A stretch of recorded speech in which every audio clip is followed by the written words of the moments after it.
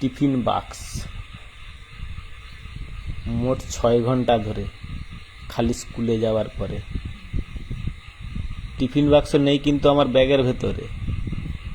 যখন পৌঁছালাম সকাল 10টার পরে, স্কুলের ঘন্টা পড়ে সকাল 11টার ভিতরে। একটা লাইনে ছেলে আর একটা লাইনে মেয়ে, দুটা লাইনে পরের পর দাঁড়ানোর পরে প্রার্থনা করব আমরা সুন্দর করে আর একই সুরে। ঘড়ির কাঁটায় মোট 5 মিনিট।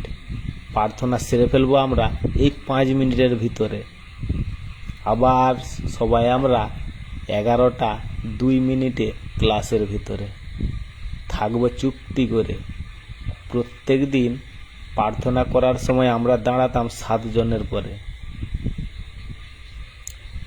আর মেয়ের লাইনে অন্য আরেকটি মেয়ে দাঁড়াতো 7 জনের পরে। একে অপরের ইশারাটা শুধু থাকতো আমাদের দুজনের ভেতরে।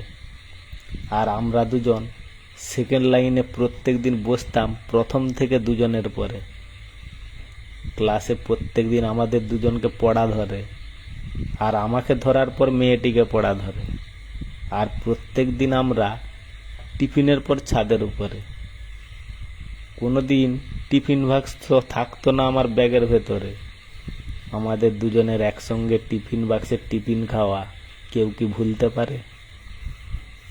আবার ক্লাসে আমরা দুজন